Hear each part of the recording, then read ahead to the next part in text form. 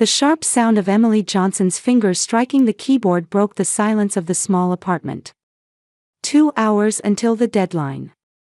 Client revision requests always came at the very last minute. Beside her, her son Jacob was deeply focused on a dinosaur puzzle. The careful way his thin fingers matched the pieces was like looking into a mirror of herself. "Mom, look.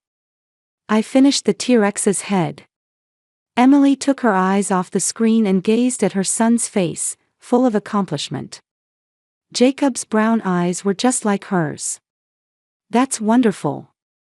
Just a bit more and it'll be complete," she smiled, momentarily forgetting the tension of her work. Just then, her smartphone rang. The screen displayed "Mom." Emily sighed and pressed the answer button. "Are you ready for tomorrow? Make sure you put sunscreen on Jacob. If he gets burned like last time, we'll have to take him to the dermatologist again." Carol's voice had that familiar bossy tone mixed in. "Of course I'm ready. I've packed almost everything," Emily answered with a slight frown. "Have you talked to Vanessa? She's preparing matching t-shirts for Ava and Lucas. They'll look good in photos." Emily closed her eyes. "Not yet. I'll contact her today." "Do that. Those children should become closer as cousins. Especially Jacob. I think it would do him good to spend time with more active children." Emily didn't miss the criticism hidden behind those words. Jacob was introverted, preferring to spend time alone or in small groups rather than large ones. To Carol, this seemed like a problem that needed fixing. "Jacob has his own pace, Mom," she answered in a gentle but firm voice. "Anyway, we're meeting at the hotel lobby at 8 a.m. tomorrow, right?" "That's right. Don't be late," Carol added before hanging up. Emily put down her phone and looked at Jacob. He was pretending not to have heard the conversation, but she could see the slight tension in his small shoulders. "Was Grandma worried about me again?" he asked quietly. Emily was sometimes surprised by her son's perceptiveness. "Grandma just makes it her job to worry about everyone," she explained gently. "But don't worry. Tomorrow is going to be a fun day." She really hoped so. The family trip to Universal Studios had been planned months ago as a birthday present for Lucas. And at a bad time for Emily, an urgent conference call request had come in from an important client. Conducting business talk in the middle of Universal Studios was unavoidable. Emily's smartphone rang again. This time it was a message from her sister. "I'll stop by at 6. Lucas wants to see Jacob. Also, let's discuss tomorrow's schedule." Emily replied, "Okay. But I have an important conference call at 2 p.m. tomorrow. It might take about 30 minutes. A reply came immediately, "Don't worry. Mom and I will look after Jacob. You focus on your work." Emily felt grateful but anxious. Carol and Vanessa's idea of looking after usually included criticism of her parenting methods. "Jacob should be more sociable, he should do more physical activities, you're spoiling him too much." Ever since Emily became a single mother, their advice had been constant. She took a small cell phone from the drawer and checked that it was charged. This was Jacob's emergency phone. "Jay, we'll take this with us tomorrow. If anything happens, you can call Mom right away." Jacob nodded with a tense face. "Will I be with Grandma and Aunt Vanessa?" "Just for a little while. Mom will be back quickly." Emily hugged him. "Besides, Ava and Lucas will be there too." "Lucas always takes my toys," Jacob said in a quiet voice. Emily couldn't hide her wry smile. Vanessa prided herself on raising her children perfectly, but from her perspective, her nephew Lucas was simply spoiled. However, for the sake of family peace, she kept this to herself. The doorbell rang, and Emily checked the clock. It was exactly 6 o'clock. Vanessa's punctuality was sometimes convenient. When she opened the door, Vanessa stood there with a perfect blonde ponytail and designer activewear. Behind her, Ava and Lucas lined up wearing matching denim jackets. "Are you ready?" Vanessa's voice rang out brightly. "I can't wait for tomorrow." Emily opened the door wide to welcome her family. With mixed anxiety and anticipation for tomorrow, she prayed silently, "Please, let everything go well." The entrance to Universal Studios in the morning was crowded with weekend visitors. The sun was rising high, and the excited voices and laughter of children filled the air. Emily held Jacob's small hand firmly as she followed Carol and Vanessa's families. "Everyone, let's take a commemorative photo here," Vanessa announced loudly, taking out her smartphone. "Ava, Lucas, come here. Jacob too." As the three children lined up in front of the camera, Jacob looked up at Emily with a slightly nervous expression. She smiled encouragingly and gently pushed his shoulders. "Smile." After taking a series of photos, Vanessa checked the screen and nodded with satisfaction. "Perfect. I can make a great Instagram post." Emily looked at her watch. 10 a.m. 4 hours until the conference call. "Shall we head to the first attraction?" Carol unfolded the map and began directing the family. "Let's go to the popular attractions first. The wait times get longer in the afternoon." The group proceeded through the theme park and arrived at the first attraction. The wait time displayed was 45 minutes, but the children's excitement didn't wane. Jacob in particular had been looking forward to this attraction featuring his favorite anime characters for months. "Look, Mom," he pointed to pictures of characters drawn on the wall while standing in line. "They look so real." Emily felt warm inside seeing her son's joy. Usually quiet and introverted, Jacob's eyes were shining with pure excitement in this moment. After going on 2 attractions, the group entered lunchtime. While sitting at a restaurant in the park and placing their orders, Emily's smartphone vibrated. She checked the screen and frowned. "I got an email from the client. The conference call has been moved up to 1 o'clock, she looked at her watch. "It's already 12:30. "Don't worry," Carol waved her hand. "We'll take care of Jacob. You focus on your work." "That's right," Vanessa agreed. "We were planning to go to Splash Mountain next anyway." "Jacob, you'll have fun with Ava and Lucas." Emily looked anxiously at Jacob. Her son seemed concerned about her absence. "Are you okay?" she asked Jacob gently. "It'll just be for a little while. I'll be back soon." Jacob nodded slowly. "Come back quickly." Emily checked his pocket to make sure the emergency phone was there. "With this, you can contact me anytime." Carol laughed lightly. "Don't worry so much. We'll be watching him carefully." Emily took a deep breath. "All right. I don't think it will take more than an hour. Let's decide where to meet." "Let's meet at the exit of Splash Mountain," Vanessa suggested. "We'll probably still be in line or just finishing the ride." Emily gave Jacob a final kiss and left the restaurant in search of a quiet place. Finding a spot with less noise, she opened her laptop and began preparing for the conference call. The meeting progressed as expected, and the client seemed satisfied with her design proposal. Emily focused, explained, and answered questions about the next steps. Looking at the clock, it was already 1:45. "That concludes my explanation," she wrapped up politely. "Do you have any questions?" There were a few minutes of questions from the client, which she answered courteously. When the meeting ended, the clock showed 2 o'clock. Emily quickly closed her laptop and checked her smartphone. No notifications. Surely her family was at Splash Mountain as promised. As she began walking toward the attraction, her phone vibrated in her pocket. From an unknown number, no, she realized with a jump in her heart that it was Jacob's emergency phone. "Jacob," she answered, anxiety bleeding into her voice. Mom. A small voice trembled. I'm alone. Emily stopped, feeling as if the world had frozen despite the noise around her. Where? She gasped. At the entrance to Universal Studios. Jacob's voice was on the verge of tears. Grandma left me. Alarms rang in Emily's head. Don't move, stay there. I'm coming right now. She hurried through the crowds toward the park entrance. At the same time, she called Carol.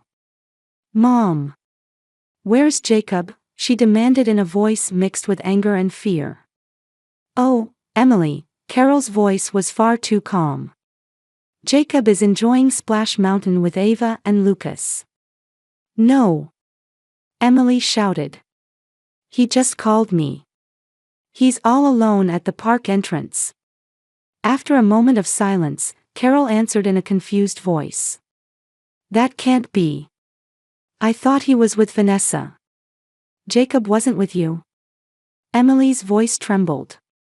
He didn't want to go on the attraction, so I left him with Vanessa. Carol's words trailed off. She wasn't with him either. Jacob is alone at the entrance. Emily felt uncontrollable anger. How could this happen? Don't make such a big deal, Carol said, mixing in a laugh. He'll be fine for a few hours.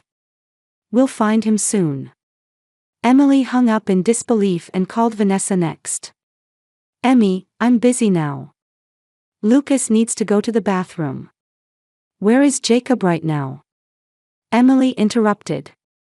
Isn't he with Mom? Vanessa answered lightly. No. He's alone at the park entrance. What? Vanessa was confused for a moment, but quickly snorted. Well, my kids would never be left behind. I never take my eyes off them.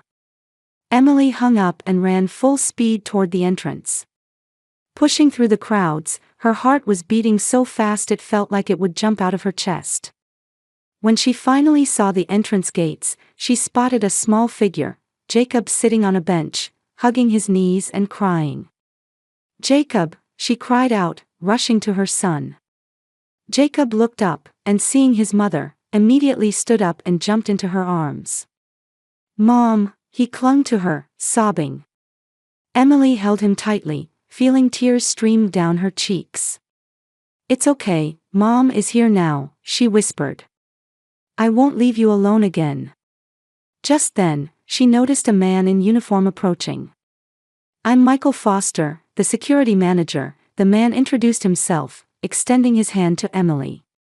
His manner was professional yet warm. One of our staff noticed your child crying and contacted me. Emily shook Michael's hand with a trembling hand while still embracing Jacob. I'm Emily. I'm so sorry. My mother and sister. She stumbled over her words. The more she tried to explain, the more ridiculous the situation seemed. Michael nodded understandingly. Let's move to a place where you can calm down. He took out a small radio and instructed, please prepare a VIP room.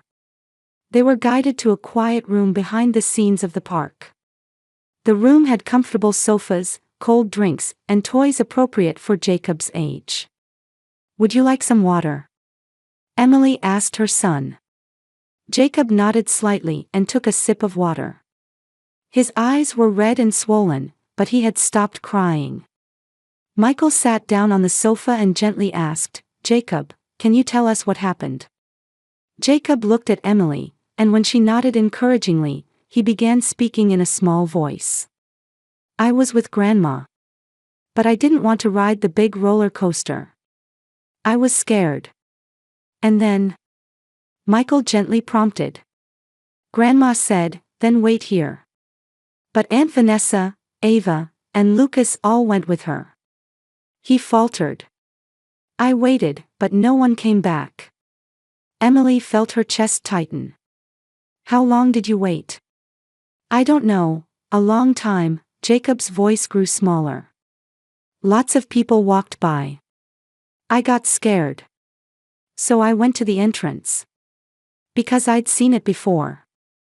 Michael nodded with an understanding expression. That was a very smart decision, Jacob. When you're lost in a crowded place, going to a prominent place or somewhere you've been before is the right thing to do. Emily gently stroked Jacob's head while explaining the situation to Michael. She told him about her work conference call, leaving her son with Carol and Vanessa, and receiving the frightening phone call. My mother said, "Don't make such a big deal," and my sister. She tried to contain her anger. She said, "My kids would never be left behind." Michael's expression hardened. A child being alone in an amusement park is a very serious situation. Especially for a child of Jacob's age. "I know," Emily said apologetically. "I should have been more careful." "No, Ms. Johnson. You were responsible and gave your child an emergency phone. That's what ensured Jacob's safety today," Michael said reassuringly. "The problem lies with your family members who neglected to supervise Jacob." Emily took a deep breath. Finally, she felt she could stop blaming herself. Now, Michael stood up and smiled. "I'd like to make up for this unpleasant experience with something special." Jacob looked up with curiosity.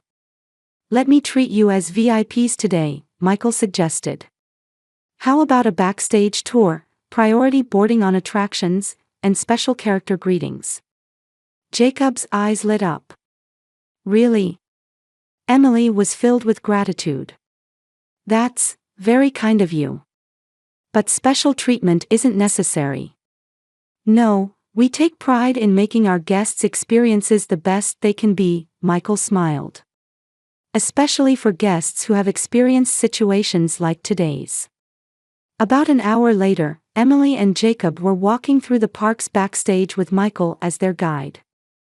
Jacob, with a special VIP badge on his chest, looked around excitedly. "This is an area regular guests can't see," Michael explained. "It's behind the scenes of the movies and attractions." They visited the character costume room and took photos with Jacob's favorite characters. Next, they enjoyed attractions through priority lanes that would normally require hours of waiting. Jacob's smile had returned, and he was once again an excited 6-year-old boy. Emily felt warm seeing her son's transformation and took out her smartphone to capture their special time in photos. "Mom, look." Jacob pointed to an attractions control room. Michael was explaining the control panel to him. "Amazing." Emily smiled and took a photo to capture the moment. Casually, she opened Instagram and scrolled through the recent photos. Then, impulsively, she began to post. She uploaded a photo of Jacob's beaming smile and VIP badge with the caption, "A tragedy of my son being left behind turned into a special memory." And she added a short explanation. "Today, my 6-year-old son was left alone at Universal Studios. The fear when he called me, crying, after being abandoned by family, is indescribable. However, thanks to this park's wonderful staff, especially security manager Michael Foster, the tragedy transformed into a magical experience.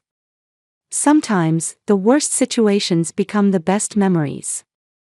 She pressed the post button and returned the phone to her pocket. Over the next few hours, they enjoyed the park. Michael occasionally joined them, continuing to provide special experiences. Jacob forgot his fatigue and ran excitedly from attraction to attraction. Around 4 p.m., Emily's smartphone began to vibrate continuously. Notifications were pouring in. Her Instagram post was getting an unexpected response. Messages of concern from friends, support from strangers, and empathy from parents who had similar experiences were flooding in. But what surprised her most was that the post had been shared hundreds of times and was beginning to be picked up by local news sites. "What's wrong?" Michael asked, noticing the change in her expression. "My post seems to be spreading quite a bit," Emily answered in confusion. "That wasn't my intention." Michael nodded understandingly. "Sometimes, people relate to real experiences. especially when there's a good ending. As Emily was checking more notifications, a message arrived from Vanessa. I saw your post. Delete it right now. Everyone is condemning us in the comments. Friends contacted me saying we abandoned a child. How could you do this? Emily took a deep breath. And for the first time, she felt the strength to assert her position. Where do you want to go next? She asked her son with a smile. Jacob excitedly pointed to the next attraction. She ignored Vanessa's message and switched her smartphone to silent mode. Now was the time to enjoy moments with her son. She felt that Carol and Vanessa should take responsibility for their actions. Carol sat on a bench in the park, scrolling through her smartphone screen with trembling fingers. Social media feeds were overflowing with sympathetic comments on Emily's post. However, more than those comments, critical words directed at her jumped out at her. Next to her, Vanessa was nervously biting her nails while checking her own smartphone. Even my PTA friends are talking about this, Vanessa's voice was filled with despair. I can't show my face tomorrow. Carol looked up with tears in her eyes and said, try calling Emily again. Surely she'll listen. Vanessa had already called 3 times, but all were forwarded to Emily's voicemail. Vanessa sighed and hung up. It's no use, Mom. She's ignoring us. How could? Carol held her head. It was just 30 minutes. Just while we were riding Splash Mountain. He was scared, so I just thought he could wait. Vanessa said quietly, we didn't confirm who was watching Jacob. Mom thought I was watching him, and I thought Mom was watching him. This is both our responsibility. Carol was unusually at a loss for words. She had always believed she was right, but this time there was no room for excuses. We need to find Emily, she stood up. I'll apologize directly. The two began walking through the park. Finding Emily and Jacob in the crowded masses was not easy. They looked at the map and moved from attraction to attraction. Vanessa suddenly stopped and pointed. The VIP entrance to the Minion attraction.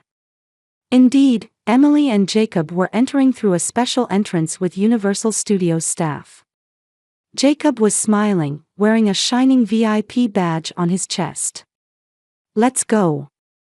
Carol hurriedly began walking in their direction. However, before they could approach, the attraction entrance closed. The two headed to the regular entrance and lined up, but the wait time display showed 40 minutes. I can't wait this long, Vanessa was irritated. Besides, I need to find Ava and Lucas. Carol turned around in surprise. What do you mean? Where are they? Vanessa's face turned red. Well, while we were in line for the Speed Racer attraction, they said they wanted ice cream, so I gave them money and said, come right back. Vanessa! Carol exclaimed.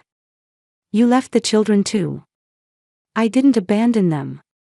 Vanessa became defensive. They're 8 and 5. The ice cream stand was right there, and I was going to come back right away. Carol sighed. What time is it now? 4:30. It's been over an hour. The two exchanged glances, and the same terrible thought occurred to them. Immediately, they began running toward the ice cream stand. When they arrived, there was no sign of Ava or Lucas. Vanessa looked around, panic spreading across her face. Ava! Lucas! She began to shout. The stand's clerk noticed the two and asked, can I help you?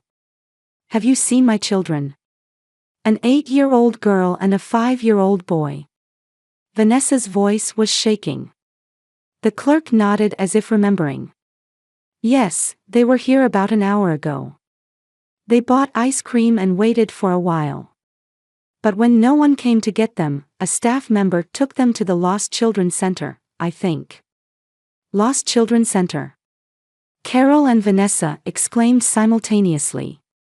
It's in the center of the park, the clerk pointed to the map. Your children should be there." The two hurried to the Lost Children Center. Along the way, Vanessa was acutely aware of the severity of her actions. She had always played the perfect mother, but today, she had committed the same mistake. When they arrived at the Lost Children Center, they explained the situation to the woman at the counter. The woman checked the computer and nodded. "Yes, Ava and Lucas Perry. They're here," she pointed to an inner room. "But please wait. The security manager wants to discuss the situation." Security manager. Vanessa was confused. A few minutes later, Michael Foster appeared. He gave Carol and Vanessa a stern look. "Ms. Perry, Ms. Williams, I'm Michael Foster, the security manager of this park," he introduced himself. "Today, we've had 2 serious incidents reported from your family." Vanessa stumbled over her words. Please let me see my children." "Of course. They are safe," Michael answered in a calm voice. However, leaving children alone in a theme park is a very dangerous act. Especially in the case of young children like Lucas. Carol opened her mouth but quickly closed it. She remembered her own words from a few hours ago, "Don't make such a big deal." "We are truly sorry," she said in a small voice. Michael nodded. "The children are spending time with staff in the play area. Before you go to see them, please come this way."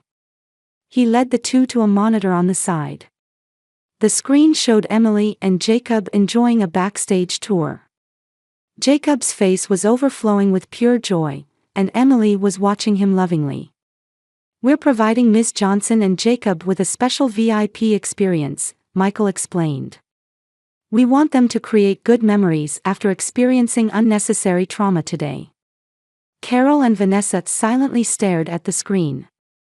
There was an image of Emily and Jacob they had never seen before, a mother and child completely happy in their own world.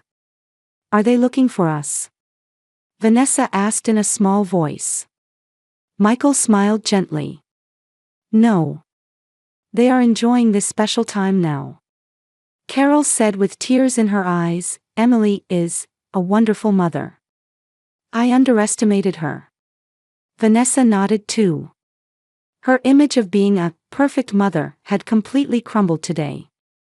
"Shall we go see your children now?" Michael urged the two.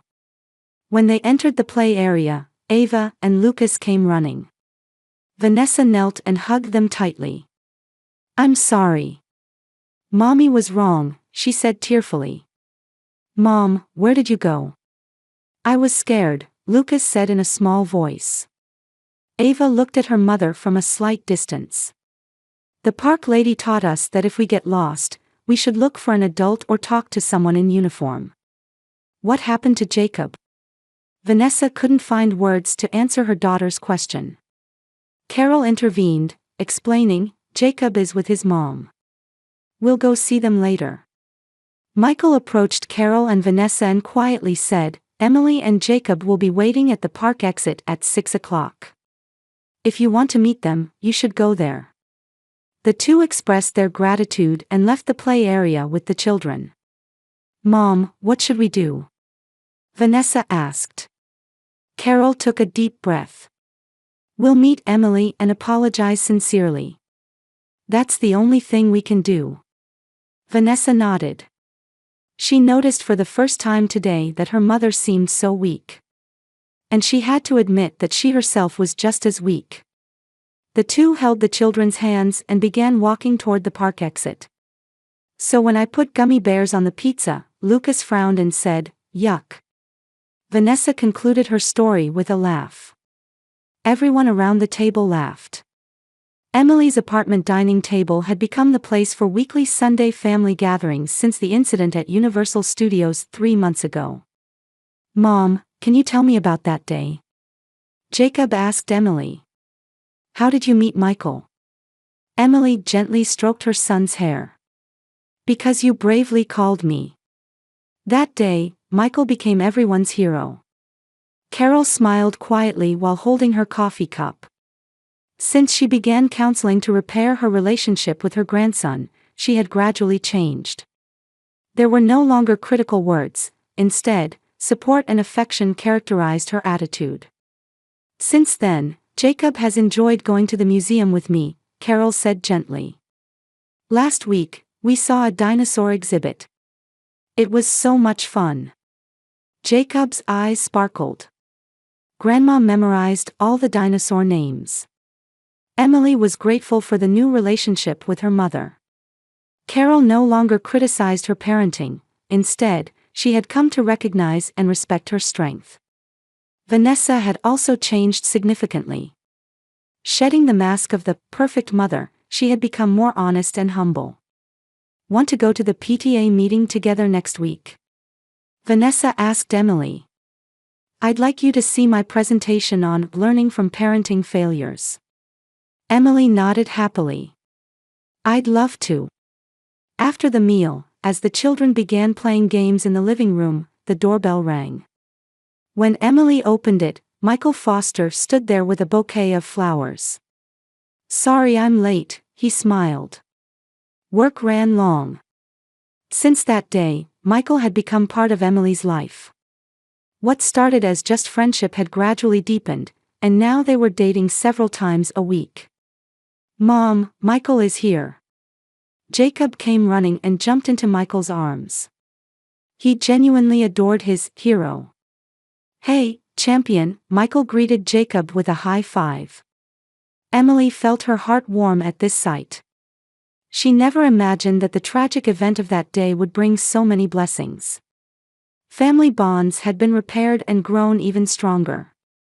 A year ago, she was a single mother, constantly criticized by her mother and sister. Now she was part of a family that respected and supported each other. Now, it's dessert time, she announced, bringing a chocolate cake from the kitchen. Let's toast to new beginnings. Glasses were raised, and the sound of them touching resonated in the room. Sometimes, the most unexpected events bring about the most needed changes. Emily had learned that. And her family had etched the same lesson in their hearts.